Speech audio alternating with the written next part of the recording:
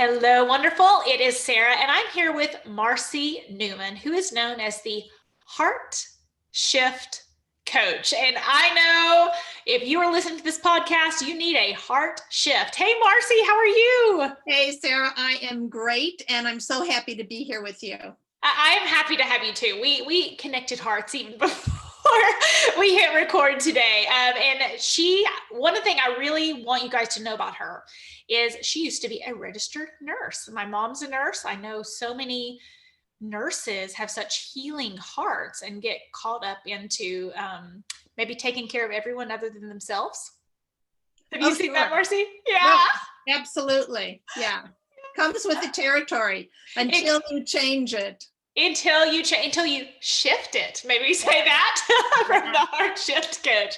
Yeah, and you're also a spiritual minister. Mm-hmm. And then you do hypnosis to help people with past life regression type stuff. Yeah, I use a lot of regression with my client work. And I find that it's such an incredible healing tool. In fact, I might even say it's one of the most powerful tools that we have at our disposal, just because it gives us permission to live more than anything.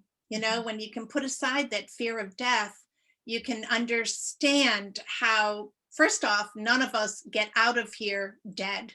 Okay, we just keep on going. And so we begin to understand that our salvation is really our own. So we step things up a bit and embrace life in a new and more expansive way. So tell people a little bit, if someone's not familiar with what a past life regression is. Can you shift into that a bit? Yeah, sure. So what it is, it's examining kind of the energies that you brought with you into your lifetime. So we know, of course, we all have genetic material, right? And we carry information from generation to generation. I mean, it's amazing, right? Sometimes when you look at photos from 2 generations ago, and the similarity is astounding. Well, what happens is that because we are eternal beings, we also carry information from other times that we have existed on the earth.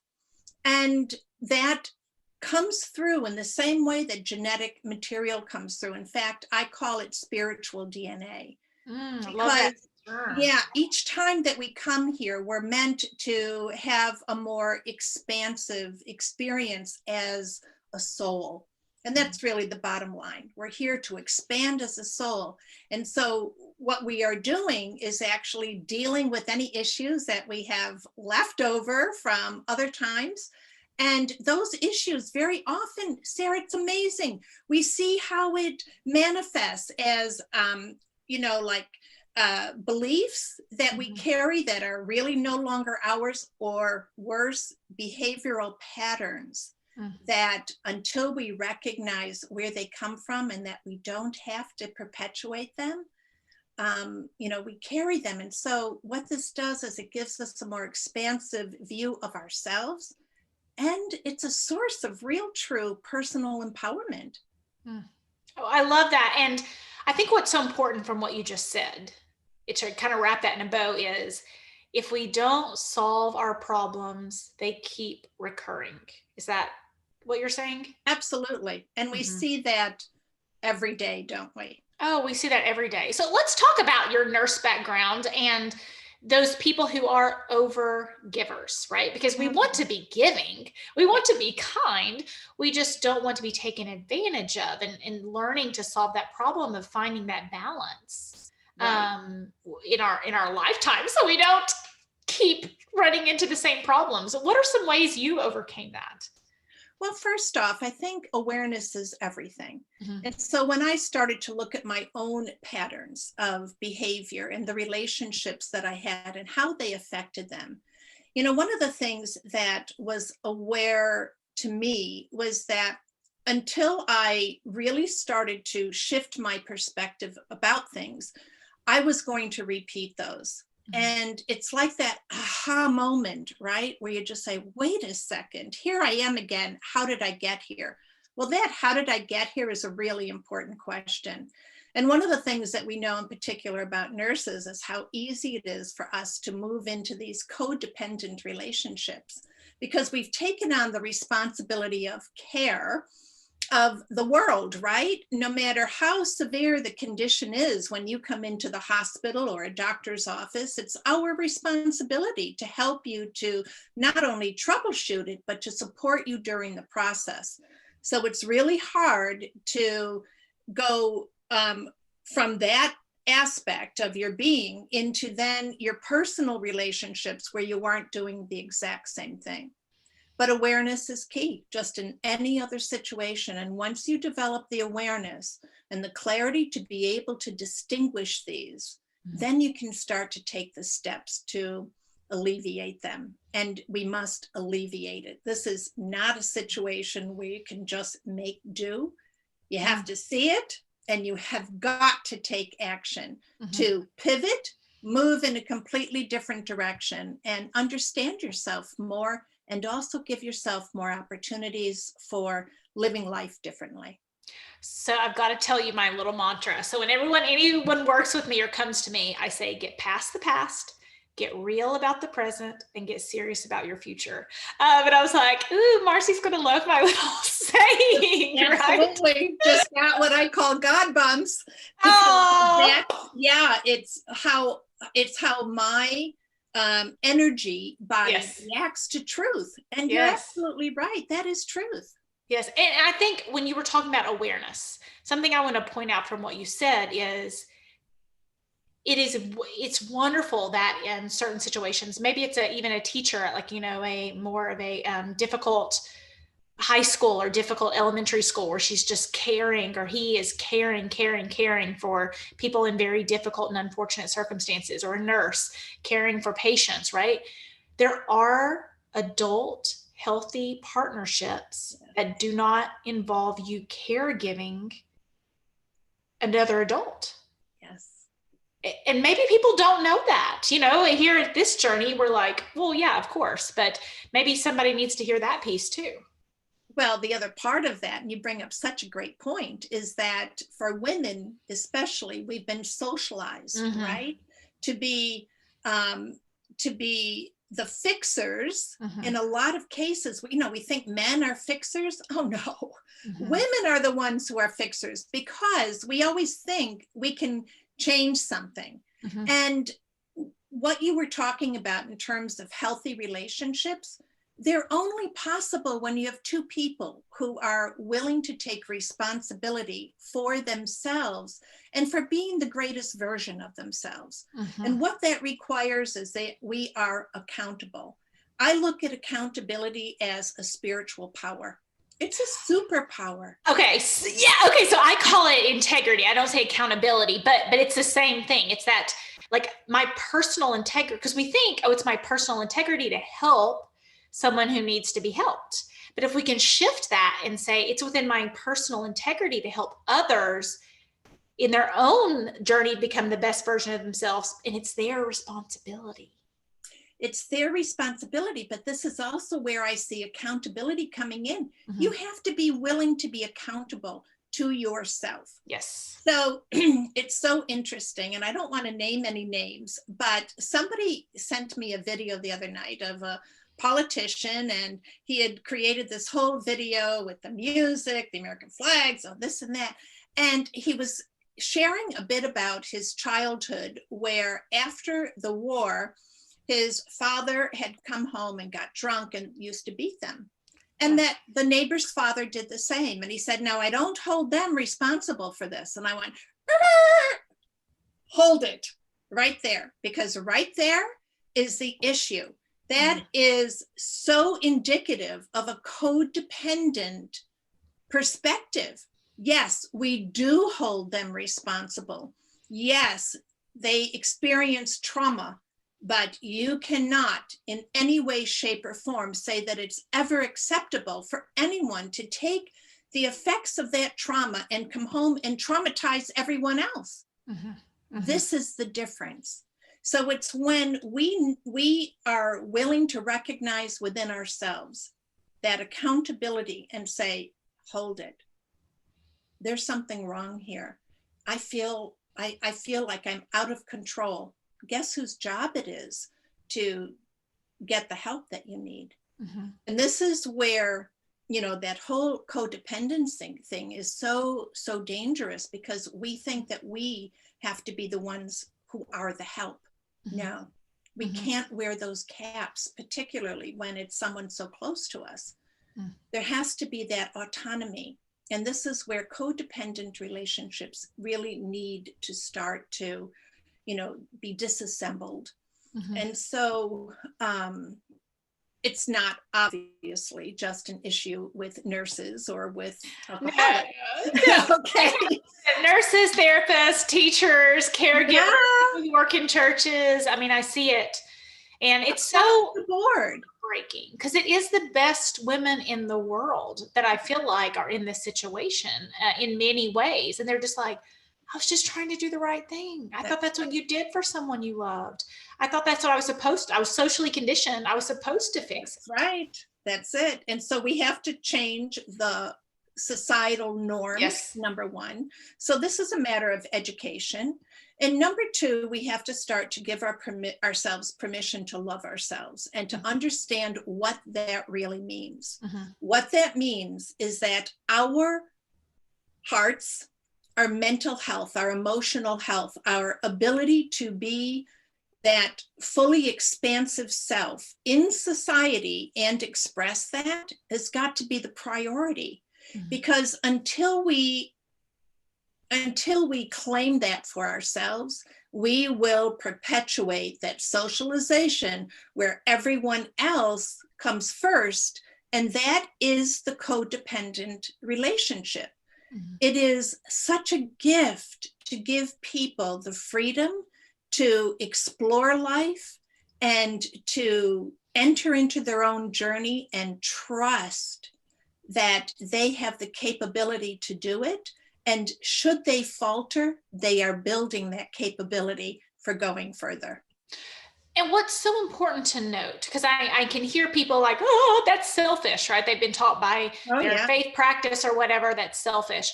And what I have learned in my own life is, well, who do you want to lead you? Somebody who needs you to be okay? Mm-hmm. Probably not. We need more women and men leading by example. Yes. Not what I call helpaholics, which is just like, well, thank you. I didn't make it up, I don't think, but it was a helpaholic telling me she was the helpaholic. And I was like, that's pretty good, but you could see it in her own life. Sure. And her own life, there was a lot of awareness that needed to happen. And instead, she would get another certification to help someone else or try to find someone else that needed her in that situation. And it's heartbreaking because she has a good heart. You know what the issue is, Sarah? We're not paying attention to what nature tells us. Nature tells us, right? Okay, we teach our children what they need to learn. When they're learning to walk, we don't walk behind them with a pillow, right? They fall, they get up again. We teach them to ride a bike. They're going to fall, they get up again. And this teaches confidence, and it gives them a sense of ability and permission to explore life. We look at any parent-child relationship in nature, whether it's a mother bird, a father bird, a this or that, they teach their children how to get ready to leave the nest. Mm-hmm. Only for you can us. Say it again. You can say it again. You're in my wheelhouse now. And I think about my own daughter, and it really came to terms for me when I thought, what is her expiration date? Right now, her activities are important. Her rest is important. Her education is important. The things that her dreams are important. Yes. If I don't have dreams and take care of myself, what I'm teaching her, what I'm leading by example, is that she has an expiration date. And at some point she has to become a good woman. Yeah. And no, she's no longer allowed to be a person or have interest or needs or rest or whatever.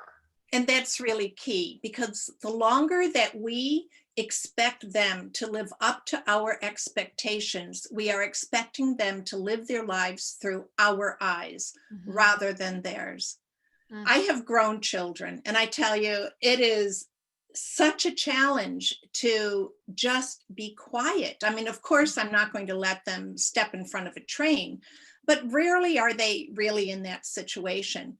I know that whatever they need to do in order to become strong and flexible and resilient and learn the lessons that they are meant to learn, I must let them do it themselves.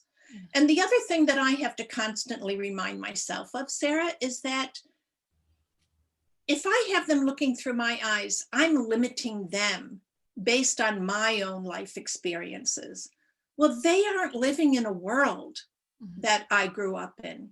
They are living in a world that they have grown up in, and that is constantly changing at such a rapid speed, and they have to change with it. So I must separate myself from believing, even for a second, that I can make important choices for them. Their eyes, their worlds, their lives, their jobs, everything is completely different. How could I possibly know what's best for them? Well, and we're talking about kids in this circumstance, but even more so, some of the women I work with, it's like, well, he's 45 years old or 55 years old and he hasn't figured it out yet. If I just love him hard enough, and it's, yes. because I'm talking about our little turtlenecks on today. Yes, yeah, we're getting tired here.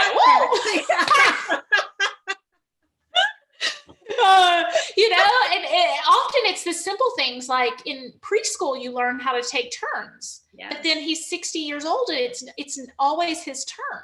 Yes. This is something he should have learned at 5. That's right. And you're trying to figure out why he doesn't want to figure it out at 60. And I said, well, because he doesn't want to figure it out. Because if he acknowledges that he needs to take turns, then he has to not be selfish. Yes. Right? So if you're talking to a woman in that situation, or with kids, because that's a huge conversation too, but it's like, I don't really want to change anything about me, but how can I figure out how to change others? How do you start to break through that barrier? We probably don't realize we think it, right? It's very unconscious. And then it's like, maybe this isn't so good. Yeah. So everything in my world is about energy. And my expertise is in reading energy. Oh. So what I do is I teach my clients how to do the same. You must be able to discern the energy that's creating what you're experiencing. Because without that information, you will continue on that hamster wheel. Unless, of course, one day you wake up and you say, oh my God, I've been doing the same thing, over and over and over and getting the same results. But it's also challenging very often to see our own stuff. That's why people need you and I, right? And we need other people, right? Like that is such a important piece. There's a situation in my life today, even though it's like in my field of expertise, it's happening to me personally. If it's happening to me personally, I have 2 choices. Oh, I'm the expert. I help everybody with this. Or I'm emotionally connected to the situation. I better get back up. That's right? And that's integrity too. Yes. So I have someone I reach out to. Yeah, absolutely. And what I've learned is that it's essential for living. Okay. It's essential because we can't see our own stuff. So when I'm working with someone, I teach them, rather than seeing what is often difficult, it's actually to discern the energy. Okay. And so what happens, and by the way, that is the whole basis of the heart shift. So when you're learning that discernment ability, what happens is you start to recognize when you're moving off of that path of self-love. And it becomes so uncomfortable that you bring yourself back in as soon as possible. And that's really what we want to do. So because we're dealing with so many things, right, Sarah? We're dealing with that socialization, the enculturation. We have influence from religions and the world and media, right? It's constantly bombarding us with information. So we have to learn a different way of being. And once we give ourselves that permission, it's like the universe just sort of gathers itself up and says, oh, well, how about this? And how about that? And how about this? How about that? Do you like it this way or that way? And when we start to learn to communicate in that way, then we can get this direct line of communication going with the part of us that I say is our higher self. Mm-hmm. It sort of lives above all of that stuff that's going on in the mundane.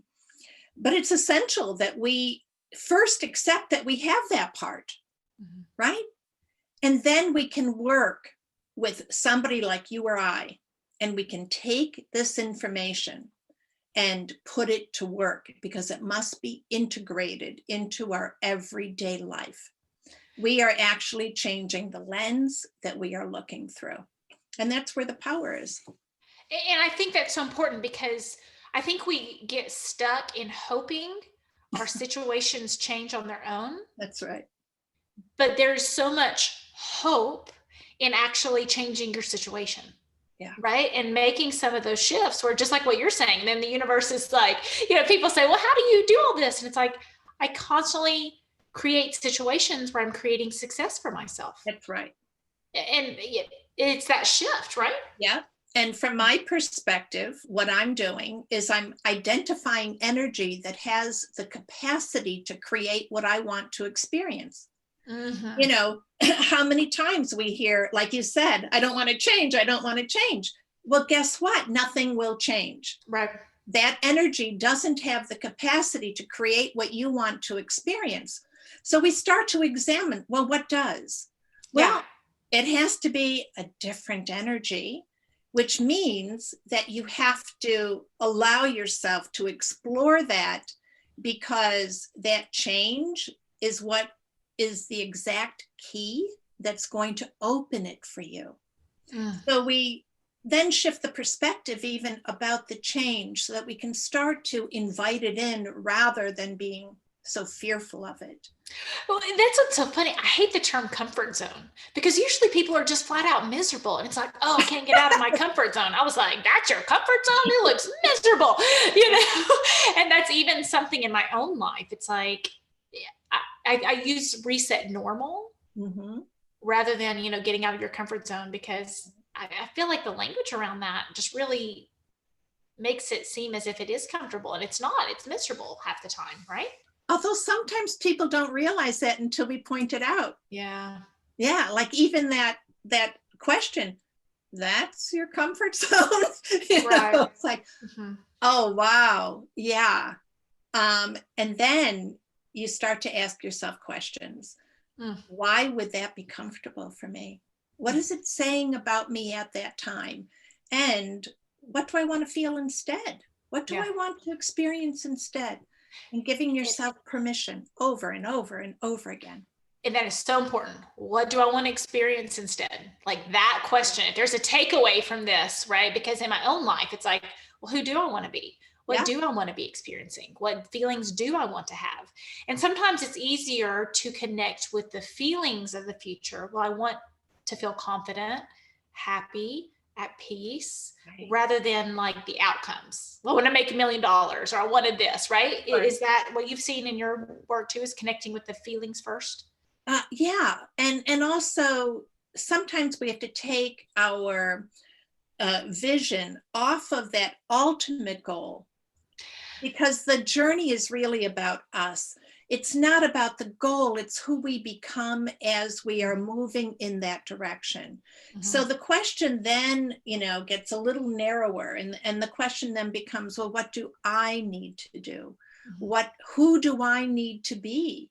Do I need to be a more compassionate person? Do I need to be a more generous person? Do I need to be more kind and tender to myself? If you want to see yourself as this, and you are doing nothing but beating yourself up every day, well, guess what? Chances are slim to none that you'll ever make that, because you are so filled with self-loathing. It's like you are wearing cement shoes. You're not getting anywhere. And when you first started saying being more compassionate, being more kind, honestly, my first thought was like, most of my ladies are too kind and compassionate, you know, and then it was like, to yourself. To yourself. And I really want to point that out, where you brought that back around. That was so lovely. Mm-hmm. Yeah, because it's all about self-love. It's understanding that everything begins with us. And really, that's so powerful when we can accept that, because then we no longer are looking outside of ourselves, where we can be victimized and disappointed and this and that. And we come back in and we say, oh, okay, well, let me give this a go. Let me give that a go. And we give ourselves some space to explore and see what works for us. It's a real gift. It's real self-love. And that is when you come from that place, you have healthier relationships with others. You break away from that helpaholic or needing to be needed. Yeah. And you're just happy to be in harmony with another human. That's right. Yeah. Well, Marcy, tell people where they can find more about you. So my website is heartshiftcoach.com. Very simple. And I also have another website, which is selfloveuniversity.com. Oh, okay. I didn't know about that. It's tough to check out. Very simple to remember. Heart shift and self-love. It's a marriage made in heaven. Oh, I love it. Well, thank you so much for helping us on our journey to becoming toxic person proof. Yes. Thank you.